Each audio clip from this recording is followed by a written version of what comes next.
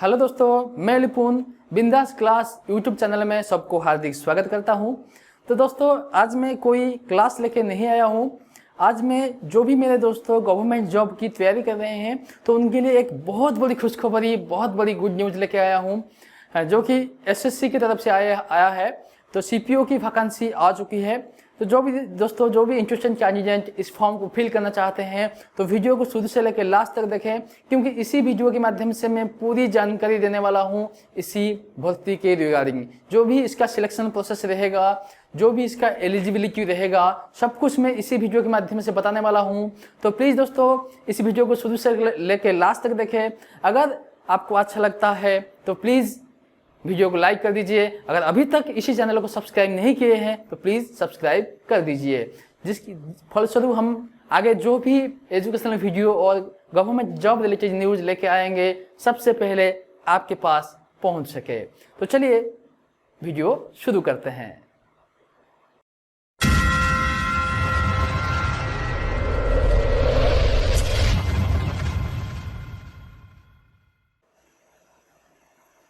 दोस्तों, चलिए हम सबसे पहले एसएससी का जो ऑफिशियल वेबसाइट है वहां चलते हैं। मैं आप लोगों को दिखाता हूं कि कहां पे ये नोटिस आया है। तो दोस्तों देखिए, हम आ चुके हैं ऑफिशियल वेबसाइट में। तो देखिए, सबसे ऊपर जो नोटिस है 17 जून में ये नोटिस आ चुका है।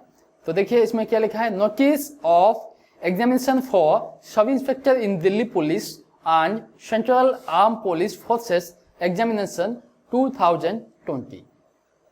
तो ठीक है दोस्तों, ये आई है ऑफिशियल नोटिस। आप यहाँ पे जाके ऑफिशियल वेबसाइट में जाके इसको डाउनलोड करके पढ़ सकते हैं। तो चलो अभी चलते हैं ऑफिशियल नोटिस की तरफ।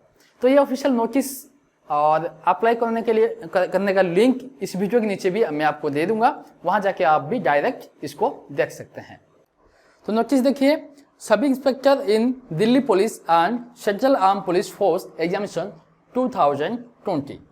तो सबसे पहले डेट, तो सबसे इंपोर्टेंट है, तो डेट के बारे में डिस्कशन करते हैं। सबमिशन ऑफ ऑनलाइन एप्लीकेशन, तो ऑनलाइन एप्लीकेशन करने का जो डेट है वो आपका स्टार्ट हो जाएगा 17/6/2020 से 16/7/2020, यानी कि 17/6/2020 से 16/7/2020 तक आप इस फॉर्म को फिल कर सकते हैं। ठीक है। तो नेक्स्ट जो है last date and time for receipt of application. जो लास्ट डेट रहेगा इस फॉर्म को फिल करने के लिए वो रहेगा आपका 16/7/2020। 16/7/2020 तक आप इस फॉर्म को फिल कर सकते हैं। टाइम भी दे दी गई है रात को 11:30 तक। Last date and time for making online for fee and payment. जो भी ऑनलाइन मान लो आप फॉर्म फिल कर दिए हो और पेमेंट करना भूल गए हो तो उसके लिए आपको एक्स्ट्रा टाइम थोड़ी मिल जाएगी। वो मिल जाएगी आपको 18/7/2020 रात 11:30 बजे तक। ठीक है।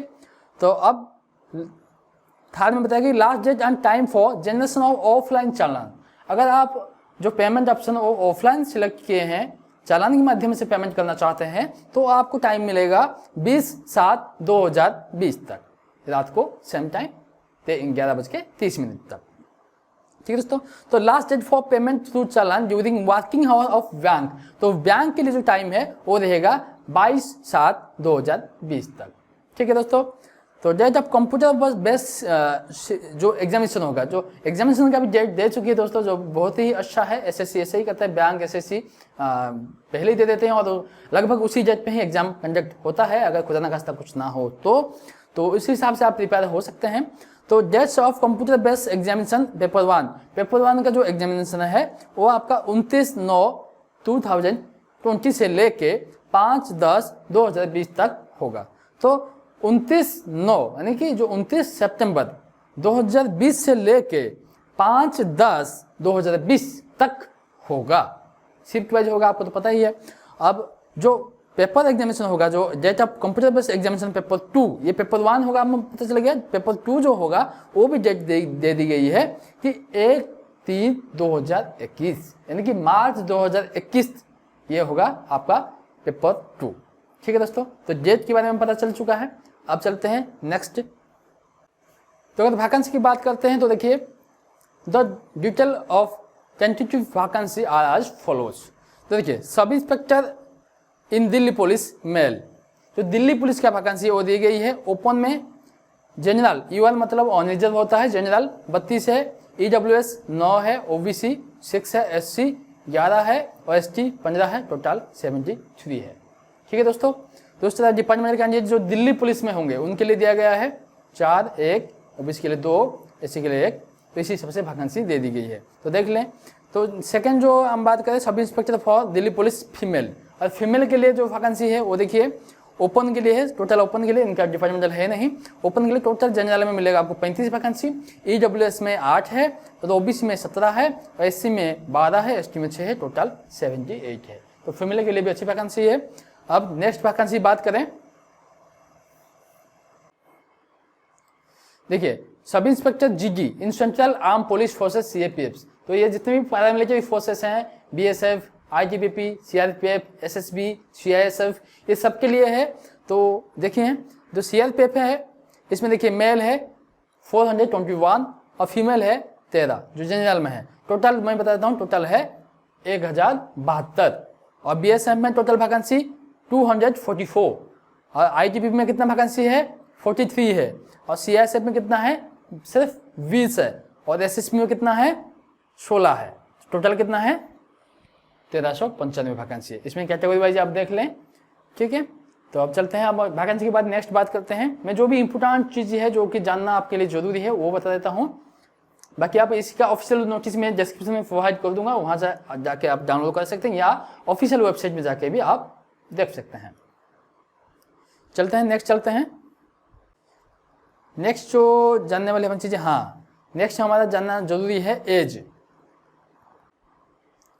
जी हाँ, तो नेक्स्ट हम बात करते हैं एज की। तो देखिए दोस्तों, जो एज लिमिट है, age limit of candidates should be from 20 to 25 year आज ऑन 1/1/2021। तो 20 से लेके आपका उम्र 20 से लेके 25 साल होना चाहिए, डेट भी दे 1/1/2021 तक। ये यहाँ पर डेट भी दे दी गई है। आप 1 नॉट बिफोर 2/1/1996, तो 1996 से पहले 2/1/1996 से बिफोर पहले आप जन्म नहीं होना चाहिए और नॉट लेटर दैन 1/1/2001, तो 2001 के बाद में आप जन्म नहीं होना चाहिए। ये जो डेट दी गई है, ये जो एज का लिमिट दे दी गई है, ये है जनरल कैंडिडेट की। किसकी? जनरल। बाकी जो कैटेगरी वाइज रिलैक्सेशन मिलेगा वो आपको जैसे मिलेगा। देखिए, तो SC ST के लिए 5 ईयर है रिलैक्सेशन और OBC के लिए है 3 इयर्स और एक्स सर्विसमैन के लिए है 3 years after deduction of military service rendered from actual age on the closing date. तो एक्स सर्विसमैन के लिए भी 3 ईयर रिलैक्सेशन मिलेगा। तो यहाँ डिवोर्स वुमेन के लिए जो भी डिवोर्स हैं उनके लिए भी 35 साल तक वो दे सकते हैं, इस भर्ती देख सकते हैं। तो ये है आपका रिलैक्सेशन। एक बात ध्यान रखिए दोस्तों, अगर आपने OBC में है या SC ST में रिलैक्सेशन ले लिए तो आप जनरल की जो वैकेंसी है, जनरल की जो पोस्ट है वहाँ आप नहीं जा सकते। सिर्फ OBC का जो वैकेंसी है उसमें उसी पोस्ट आपको आपके लिए ऑथोराइज है, उसी पोस्ट में आप कॉम्पिटिशन कर सकते हैं। ठीक है, तो ये होगी एज की बात। अब चलें नेक्स्ट इंपोर्टेंट बात करते हैं। तो दोस्तों नेक्स्ट जो हमारे इंपोर्टेंट चीज़ है जो जानने के लिए बहुत जरूरी है वो है एजुकेशनल क्वालिफिकेशन। ठीक है, तो एजुकेशनल क्वालिफिकेशन क्या होना चाहिए इस फॉर्म को आप फिल करने के लिए। तो देखिए 1/1/2021 के अंदर आप क्या होना चाहिए ना, educational qualification for all post in bachelor's degree from a recognised university और इक्विवेलेंट। तो आपको BA पास यानी कि ग्रेजुएशन आपका होना जरूरी है इस फॉर्म को फिल करने के लिए। ठीक है दोस्तों, तो यही है, सब सारे पोस्ट के लिए यही है। तो चलें अभी नेक्स्ट जो इंपोर्टेंट जानकारी है उसके लिए जानते हैं। How to apply application are required for submitted of online mode only. तो केवल आप ऑनलाइन मोड से ही इस फॉर्म को फिल कर सकते हैं। ठीक है दोस्तों, इसका ये वेबसाइट दे दी गई है, देखिए ssc.nic.in। तो ये है ऑफिशियल वेबसाइट। इसी वेबसाइट को विजिट करके वहाँ पे आपको ऑनलाइन अप्लाई करने का लिंक मिल जाएगा, वहाँ से आप इसको ऑनलाइन अप्लाई कर सकते हैं। अगर ऑनलाइन अप्लाई करना नहीं आता है या मोबाइल से भी आप घर बैठे बैठे अप्लाई कर सकते हैं। अगर सीखना चाहते हो या चाहते हो कि मैं इसी ऑनलाइन अप्लाई के ऊपर एक वीडियो लेके आऊँ तो प्लीज़ कमेंट कीजिए। अगर मुझे मिनिमम 10 से ज़्यादा कमेंट मिल गया तो मैं आपको कैसे अप्लाई करोगे उसी के रिगार्डिंग भी वीडियो लेके आ जाऊँगा। मिनिमम 10 कमेंट मुझे चाहिए कि हाँ सर हमें ऑनलाइन कैसे अप्लाई करना है खुद के मोबाइल से, वो बताइए। तो मैं आपको मोबाइल में कैसे अप्लाई करोगे घर बैठे बैठे, किसी को ही जाने की जरूरत नहीं है, मैं आपको बता दूंगा। तो मिनिमम 10 कमेंट मुझे चाहिए, ठीक है। तो चलते हैं नेक्स्ट जानकारी लेते हैं। दोस्तों नेक्स्ट हम जो इम्पोर्टेंट चीज़ है उसके ऊपर बात करते हैं, जो कि है एप्लीकेशन फ़ी। तो एप्लीकेशन फ़ी के ऊपर हम बात करते हैं ना। फ़ी पेबल RS 100 रुपीज़ 100 ओनली। तो इस फॉर्म को फिल करने के लिए आपको सिर्फ 100 रुपीज़ ही देना होगा। Women candidates and candidates belong to scheduled caste जो SC और शेड्यूल्ड ट्राइब जो ST हैं and ex serviceman ESM eligible for reservation are exempted for paying fee. जो आपका वोमेन कैंडिडेट है, जो SC है, जो ST है, जो एक्स सर्विसमैन कैंडिडेट है, तो इनके लिए ये 100 रुपीज़ भी माफ़ है, इनके लिए फ्री है, कोई भी फी नहीं लगेगी, ठीक है। तो लगेगी किस किस को? सिर्फ जनरल कैंडिडेट को और OBC कैंडिडेट को, ठीक है।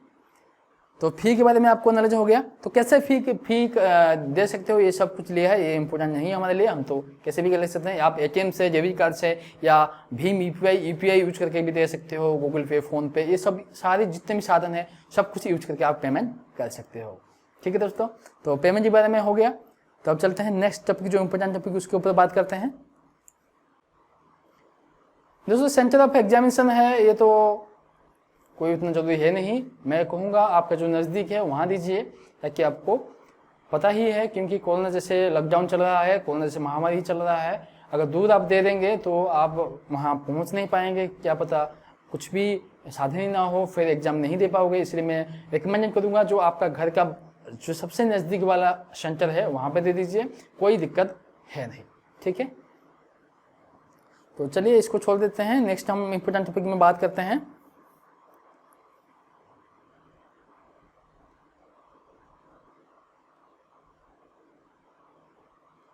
ये बहुत सारे सेंटर है, हैदराबाद, अहमदाबाद, भोपाल, आपको स्टेट में भी मिल जाएगा लोकेशन, 2-3 लोकेशन हर स्टेट में जो इम्पोर्टेंट सिटी है वहाँ पे दे दी गई है। तो उसके बाद हम जानते हैं कि स्कीम ऑफ एग्जामिनेशन, जो एग्जामिनेशन है उसका प्रोसेस क्या है, ठीक है, वो सबसे जरूरी है। तो इसको हम जान लेते हैं अच्छे से। Scheme of examination, the examination will consist of paper 1 physical standard test PST, physical endurance test PET, paper 2 and details medical examination DME. All these stages of the examination are mandatory. Details of papers test is as follows. तो दोस्तों इसी भर्ती में आपको क्या क्या होगा, paper 1 तो एग्जाम होगा, उसके बाद आपका फिजिकल स्टैंडर्ड टेस्ट होगा, PST होगा, तो फिजिकल एंड्योरेंस PET भी होगा, एफिशिएंसी जो फिजिकल एंड्योरेंस टेस्ट होगा, उसके बाद पेपर 2 होगा आपका, उसके बाद मेडिकल एग्जामिनेशन होगा। तो ये स्टेज है, मेडिकल एग्जामिनेशन अगर आप क्वालिफाई कर लेते हैं फिर आपका मेरिट बन जाएगी, और आपका अगर अच्छे रिटन एग्जामिनेशन अच्छे स्कोर किए होंगे तो आपको उस हिसाब से सिलेक्टेड हो जाओगे, ठीक है दोस्तों। तो चलते हैं शुरुआत करते हैं पेपर 1 से कि क्या क्या इस एग्जाम में देखने को हमें मिलेगा। तो देखिए दोस्तों पेपर 1 में हमें क्या क्या देखने को मिलेगा। पेपर 1 में देखिए जनरल इंटेलिजेंस एंड रीजनिंग, जो कि 50 मार्क का और 50 क्वेश्चन देखने को मिलेगा। General knowledge and general awareness GK आपको देखने को मिलेगा, वही सेम 50 मार्क और 50 क्वेश्चन देखने को मिलेगा। और क्वांटिटेटिव एप्टीट्यूड जो कि मैथ हम बोलते हैं, तो आप 50 क्वेश्चन एंड 50 मार्क देखने को मिलेगा। और इंग्लिश कॉन्फेशन वो आपको 50 क्वेश्चन और 50 मार्क का भी देखने को मिलेगा। टाइम मिलेगा आपको 2 आवर्स, ठीक है दोस्तों। यहाँ पे डेट दे चुकी है, दोबारा डेट दे दी गई है कब होगा, और उसके बाद जो पेपर 2 का सिलेबस है वो देख लीजिए। पेपर 2 में सिर्फ इंग्लिश लैंग्वेज एंड कॉम्प्रहेंशन होगा, जो कि 200 क्वेश्चन 200 मार्क का आएगा और टाइम में आपको मिलेगा 2 आवर। ठीक है, ये इसका भी डेट दे चुकी है, जो कि एग्जाम आपका कंडक्ट होगा वो होगा 1/3/2021 से। ठीक है, तो क्वेश्चन के बारे में हम जान लेते हैं। The question in both paper will be objective multiple choice type. Question will be set in Hindi and English in parts 1, 2 and 3 of paper 1। Part 1 and 2 and 3 जो इंग्लिश को छोड़ के बाकी जो आपका रीजनिंग हो गया, मैथ हो गया एंड जीके हो गया, ये आपको इंग्लिश में भी देखने को मिलेगा और हिंदी में देखने को मिलेगा। जो आपको जिस लैंग्वेज आपको मर्जी हो, जिस आपको इच्छा जिस लैंग्वेज में एग्जाम देना हो उस लैंग्वेज में आप दे सकते हैं। तो इंग्लिश और हिंदी 2 लैंग्वेज आपको एग्जाम में देखने को मिलेगा। तो mark scored by candidates in computer based examination will be normalised by using the formula published by commission through notice 1। जो नॉर्मलाइज होगा, जो आपको पेपर 1 होगा, वहीं पे आपको हर आजकल जो एग्जाम कंडक्ट हो रहे हैं वो हर स्टेज में नॉर्मलाइज होकर आगे ले रहे हैं। तो इसलिए आपको कोई भी जैसे पेपर 1 एग्जाम होगा, पेपर 1 एग्जाम में भी बहुत अच्छे स्कोर रखना पड़ेगा, तभी आप क्वालिफाई होंगे। पेपर 2 के लिए फिजिकल पीएचडी के लिए आपको बुलाया जाएगा। तो हर स्टेज में नॉर्मलाइज होगा, तो उसका कुछ सारे कैंडिडेट को बुलाया नहीं जाएगा फिजिकल पीटी में पीएचडी में। तो कुछ ही कैंडिडेट को बुलाया जाएगा जो जिन्होंने रिटन एग्जामिनेशन में पेपर 1 में बहुत अच्छे स्कोर किए होंगे। ठीक है दोस्तों, समझ में आ रहा है? तो उसी हिसाब से आपको पेपर 1 में भी बहुत ही अच्छा स्कोर करना है। ठीक है, तो पढ़ाई में ध्यान देना है। तो मैं और एक बात बता देता हूँ दोस्तों, इसी चैनल के माध्यम से रोज करंट अफेयर और मैथ और रीजनिंग इन तीनों की वीडियो अपलोड रोज हो रही है। तो आप अगर इसी चैनल को अभी तक सब्सक्राइब नहीं किया हो तो सब्सक्राइब कर लीजिए। मैं बहुत ही जो कि बोलते हैं क्वेश्चन एग्जाम ओरिएंटेड क्वेश्चन लेके आता हूँ और प्रैक्टिस करवाता हूँ, तो बहुत ही आपका हेल्पफुल होगा आपके लिए। अगर अभी तक इस चैनल को सब्सक्राइब नहीं किया हो तो सब्सक्राइब कर लीजिए। तो चलते हैं नेक्स्ट जो इम्पोर्टेंट चीज़ है उसके बारे में डिस्कशन करते हैं। दोस्तों ये सिलेबस पूरा दे दी गई है, आप पढ़ लीजिएगा। जो इंडिविजुअल जो जैसे क्वांटिटेटिव एप्टीट्यूड के अंदर क्या क्या आएगा ये सारा कुछ दिया गया है। देखिए पूरा profit and loss, ratio and population square, roots, average, interest, profit and loss, तो ये सारे सब्जेक्ट दिया हुआ है कि इसके अंदर क्या क्या चैप्टर से आपको देखने को मिलेगा। तो इसको आप ध्यान से पढ़ लीजिएगा। तो इसके बारे में मैं नहीं बताता हूँ क्योंकि वीडियो बहुत लंबा हो जाएगा। तो पार्ट 2 में भी दोस्तों दे दी गई है क्या क्या आएगा एग्जाम में, तो इसको ध्यान से देख लीजिएगा, इस सिलेबस को नोट कर लीजिएगा। जो भी इसी सिलेबस में मैं आपको ये सजेस्ट करूंगा, जो भी इस सिलेबस में जो भी टॉपिक आपका वीक है उन टॉपिक के ऊपर ज़्यादा से ज़्यादा ध्यान दीजिएगा, तो आपको मुश्किल नहीं होगा। तो दोस्तों नेक्स्ट जो इम्पोर्टेंट टॉपिक में बात करें वो है फिजिकल स्टैंडर्ड टेस्ट पीएचडी के बारे में, जो कि ये बहुत जरूरी इम्पोर्टेंट है। क्योंकि बहुत बंदे जो होते हैं कि इसका हाइट नहीं होता, किसी का क्या नहीं होता, और फॉर्म फिलअप कर देते हैं जाके पहले, क्योंकि पहले ये पीएचडी नहीं होगा, पहले रिटन होगा, आप रिटन भी दोगे, क्वालिफाई भी करोगे, फिर जाके फिजिकल में फेल हो गया जाओगे, कोई फायदा नहीं है। तो उससे पहले इसको आप ध्यान से देखिए, जिसका हाइट जो भी मांगा गया है अगर वो नहीं है प्लीज़ आप इस फॉर्म को फिलअप मत करें, बेकार में आप कोशिश मत करें। अगर डाउट है तब दें। अगर मान लें किसी का हाइट जो है इसमें मांग रखा है हाइट, देखिए 170 जो जनरल कैंडिडेट के लिए है, मेल कैंडिडेट के लिए है 170 सेंटीमीटर हाइट है। तो जिसका हाइट 169 है या 169 पॉइंट समथिंग है तो वो फिल कर सकते हैं, क्या पता हो जाए। मगर जिसका हाइट 2-3 सेंटीमीटर 4 सेंटीमीटर कम है तो वो कृपया इस फॉर्म को फिल मत करें। तो यही मैं सजेस्ट करूँगा। तो क्योंकि देखिए गवर्नमेंट जॉब की कोई कमी नहीं है, हाइट कम वाला भी वैसे बहुत ही वैकेंसी आती है जिसमें क्लरिकल लाइन में आप जा सकते हो। बेकार में इसमें आप मेहनत भी करोगे और पैसा भी खर्चा करोगे, टाइम भी बर्बाद करोगे, फिर आप फिजिकल पहले रिटन एग्जाम्स में दोगे, उसमें क्वालिफाई करोगे, फिर इसमें फेल हो जाओगे, कोई फ़ायदा नहीं है। उससे अच्छा अगर आपका इसी फिजिकल पीएचडी के जो मांगा गया है अगर वो नहीं है तो कृपया इस फॉर्म को फिल मत करें। तो देखिए क्या क्या मांगा है, तो इसमें 170 सेंटीमीटर मांगा है और जो चेस्ट है वो 80 से 85। देखिए चेस्ट को लेके कोई भी आप दोनों में मत पड़िए, चेस्ट हो जाएगा। मेन चीज़ होता है ये हाइट होना चाहिए, तभी आप फॉर्म फिल करें। बाकी इनके लिए तो सब कम है तो इनके लिए कोई दिक्कत है नहीं। बाकी जो जनरल और ओबीसी कैंडिडेट है तो उनके लिए 170 सेंटीमीटर हाइट मांगा है। ठीक है, तो ये आपका फिजिकल है। और देखें उसके बाद जो अगर और नेक्स्ट भी बात करें देखिए वेट दी गई है कि करस्पॉन्डिंग टू हाइट और लेबोस्ट। तो वेट दोस्तों आपकी हाइट और एज के हिसाब से वेट मापी जाती है। वेट का ऐसा कुछ सीमा नहीं होता।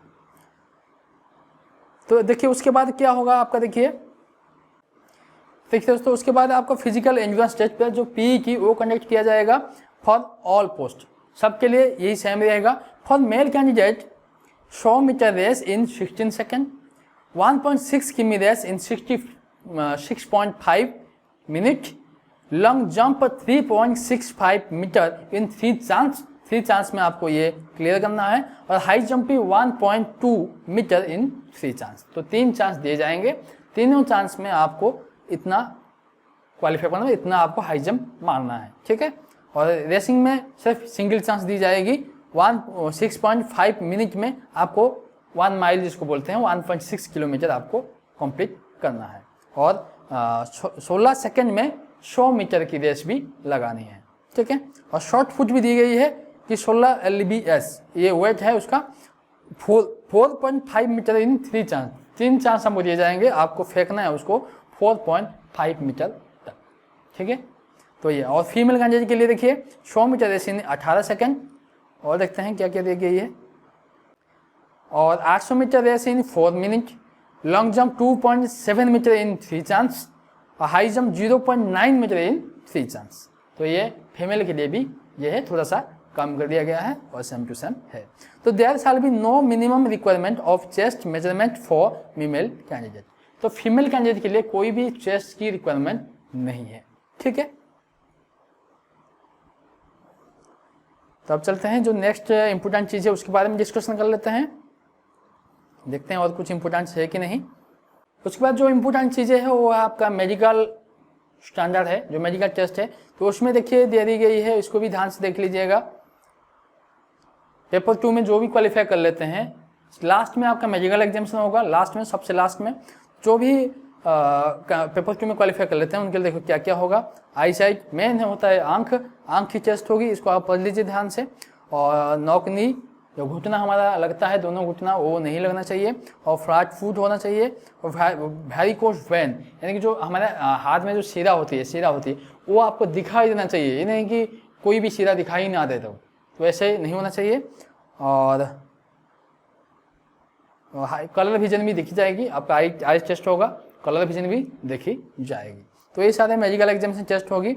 They must be good mental and bodily health and free from any physical defect likely interface with the efficient performance in duties. तो आपको पूरी तरह से चेकअप की जाएगी मेडिकली, आप पूरी तरह से फिट होना चाहिए, ठीक है। बाकी आपको ऑनलाइन कैसे फिलअप करना है, सारा क्या क्या चाहिए वो सारा डिटेल्स दे दी गई है, वोटर आई का जो भी हो ये सारा कुछ दे दी गई है, तो इसको आप पढ़ लीजिएगा। और दोस्तों मैं आपको दोबारा से बता देता हूँ, अगर आप चाहते हो कि मैं हाउ टू अप्लाई, कैसे ई फॉर्म को अपनी खुद की मोबाइल से फिल करना है, जानना चाहते हो विदाउट मिस्टेक, तो प्लीज़ मुझे सिर्फ 10 कमेंट चाहिए। अगर 10 कमेंट मुझे कर देते हो तो मैं इसके ऊपर और एक वीडियो लेके आ जाऊँगा, और इसी वीडियो के माध्यम से मैं आपको बताऊँगा कि आप घर बैठे अपने ही मोबाइल से कैसे ई फॉर्म को फिल कर सकते हैं, ठीक है दोस्तों। तो आज के लिए इतना ही। अगर वीडियो अच्छा लगा तो प्लीज़ वीडियो को लाइक करना मत भूलें, साथ साथ हमारे यूट्यूब चैनल को सब्सक्राइब कर लीजिएगा। हाँ दोस्तों, इसी चैनल के माध्यम से सुबह सुबह करंट अफेयर एंड मैथमेटिक्स और रीजनिंग भी आती है, तो प्लीज़ उसको भी देख लीजिएगा। Thank you. जय हिंद, जय भारत।